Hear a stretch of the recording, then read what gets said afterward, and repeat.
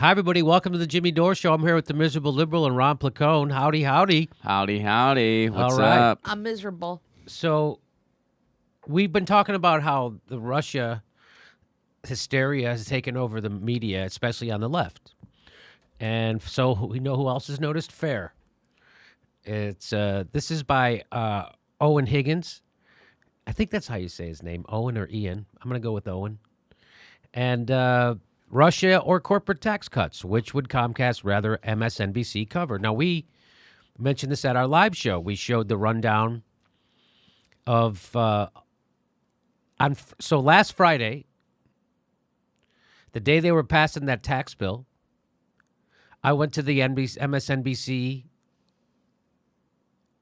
website and I wanted to see what stories they were covering.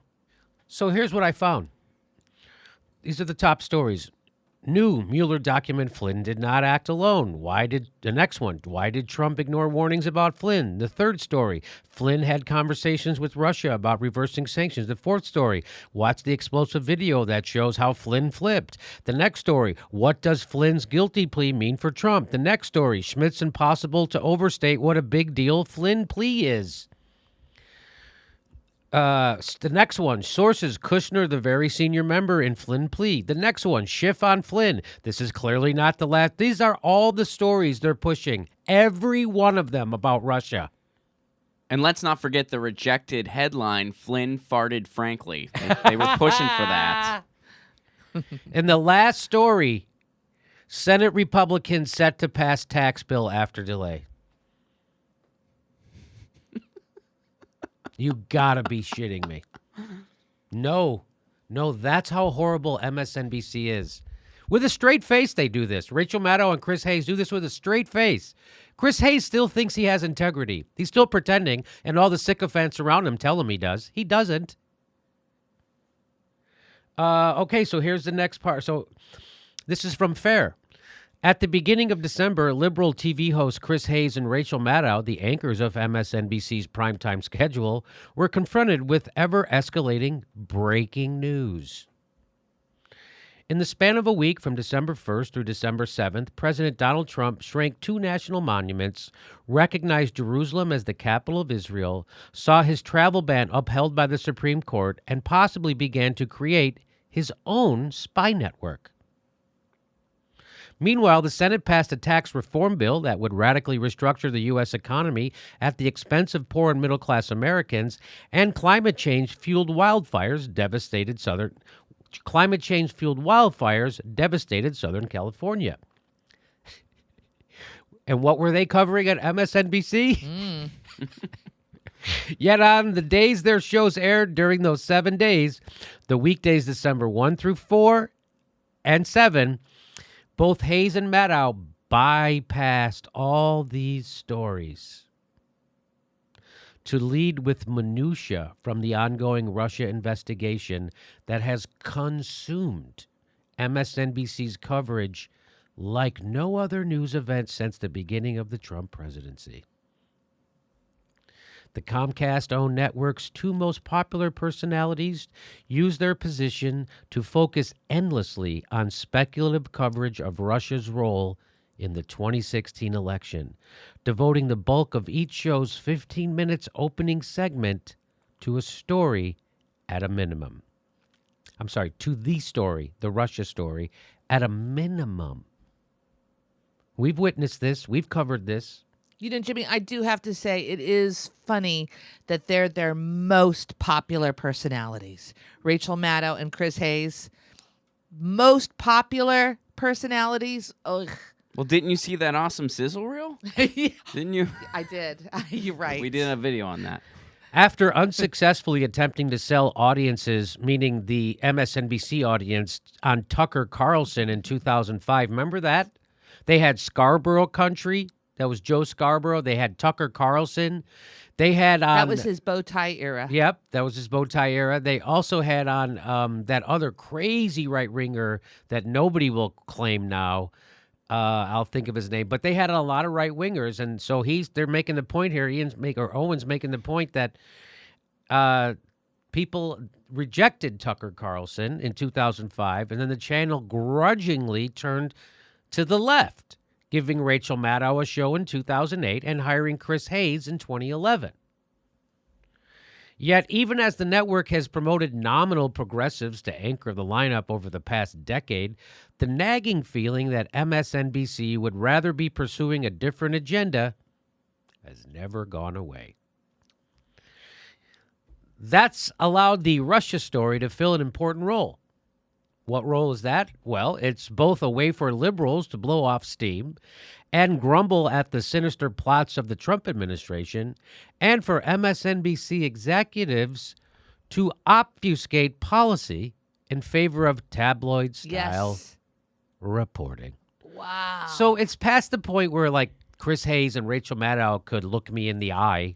Remember, that's his famous thing. Can you look me in the eye? That's what Chris Hayes said to an actress and an activist, blaming them for Trump after he did shows showing Trump's empty podium. That's who Chris Hayes is. That's how much integrity Chris Hayes has, which is not much. And all it took was $30,000 a day, and you got all your integrity goods. Oh, we'll just take it all out. There we go. Put it over here in a bag next to $30,000 a day. So the fact that they can pretend that they're any shit. You know, how about all those people who gave us shit just for covering an actual news story, the Seth Rich story, all those people who gave us shit like we're some kind of conspiracy theorists? And what has MSNBC been doing? Pushing a fucking conspiracy nonstop for over a year. Where's the Washington Post article about that? Oh, they only write articles about right-wingers who are actually onto something? You mean that? That's what they do? They discredit anybody, except they push this. Oh, that's right, because Jeff Bezos is in bed with the CIA. But MSNBC is allowed to do this fucking conspiracy garbage day in and day out. And they're going to wag their finger at somebody else? Yes, they are. You know why? Because they're horrible fucking people who sold out a long time ago. That's why. Chris Hayes and Rachel Maddow, not good people. They're selling you down the river, and they don't give a shit. They do not. I wouldn't buy $30,000 a day buys you a real comfortable pillow to sleep on at night. That's how they sleep. Anything?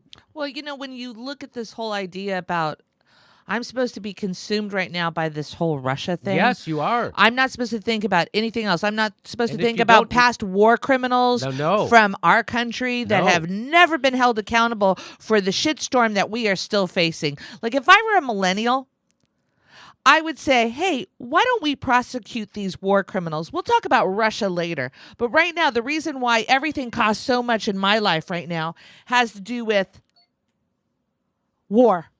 It has destroyed our country, and it's continuing to destroy our country. And it seems to me like they're getting ready to start a war with Russia with all of this. Like, they want me to hate Russia.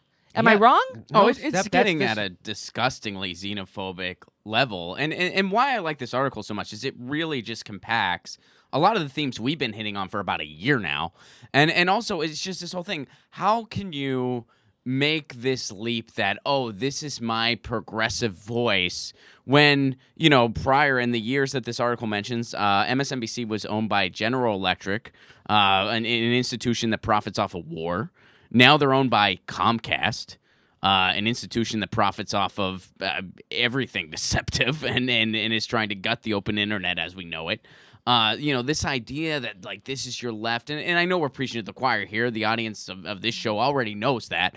But, you know, it's an important lesson to drive home. And now you see, like, another, like there's so many incentives they have to push this Russia thing nonstop. None of them are genuine. None of them are we care about truth or we care about uncovering something or we have new leads in this investigation, because you wouldn't misreport if that was the case. You wouldn't claim something was breaking news when there was nothing additional to report if that was the case. You know, you're doing this for your ratings. You're doing this to avoid talking about policy. And you're doing this because a scapegoat sells. Oh, and like I really do appreciate this article, but I don't know if we can really say that this is a way for liberals to blow off steam. No, it I is. don't think I don't think they're liberals. I think they're corporate tools. They're neoliberals. No, so it's that song, liberals, 10% to the left in the best of times and 10% to the right in the worst. Oh, okay. Right? So that's what they are. But love me, I'm a liberal. That's what they're not Yes. progressives. They're liberals. They're for gay marriage, and they're pro-abortion. That makes them liberal. So that's a neoliberal. Mm-hmm. So Okay. neoliberals who are cool with war and Wall Street and big pharma are what you call neoliberals. If they want to export fracking throughout the world, that's called a neoliberal, which is really a corporatist neocon, really. I mean, there's very little difference between a neocon and a neoliberal. Would you disagree with that, Ron? Not really. No. They No, all no, they no. all on board for war. They're all on board for war. Mm-hmm. That was the Iraq War. Well, and they just have an all of the above approach on energy. Yeah, all of the above. Like open the Arctic to drilling twice, which is what Obama did. Mm-hmm. Well, Yeah. and those caps are typically at the top, so that's also what they... Yeah. So this is a great article and great job by Owen or Ian. We got to figure out how to say that guy's name. Yeah. This I'm is with you. exactly what we've been saying here for over a year. The Intercept also did a story on this a while ago about how Rachel Maddow's.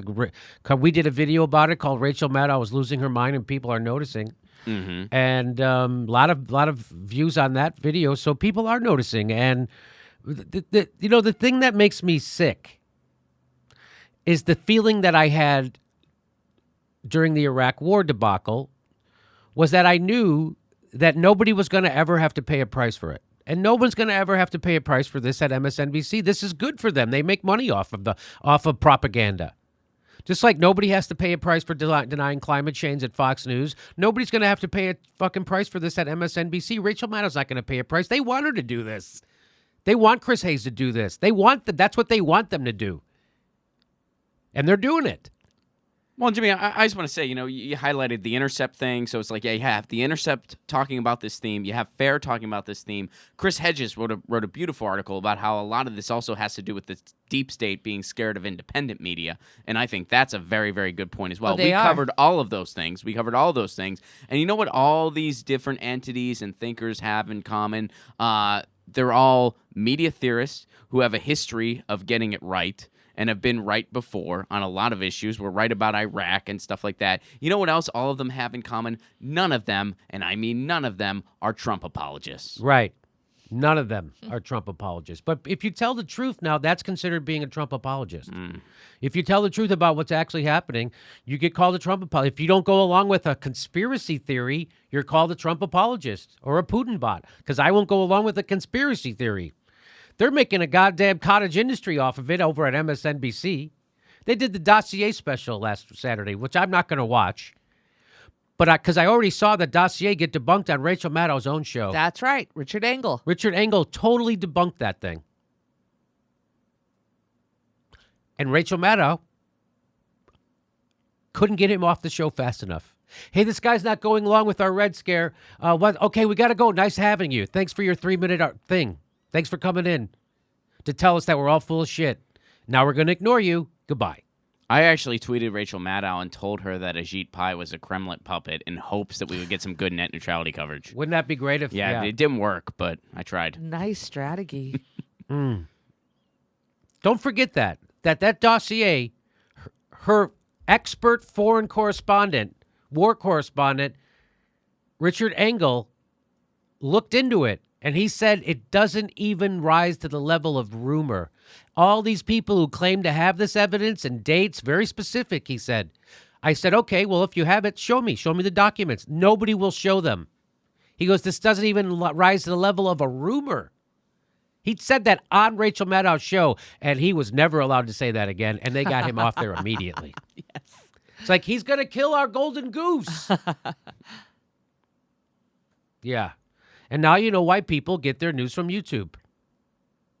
And to make sure you can still keep getting it, you have to make sure you're still subscribed to this channel, because Every day, people tell us that they're getting unsubscribed, even in the comments. People say I was unsubscribed 3 times from your show. So please make sure you're still subscribed. And when you subscribe, click that bell next to it so you get a notification when we drop videos.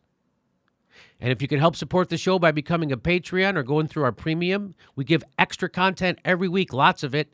And that's a great way to help support the show. Thanks for your support.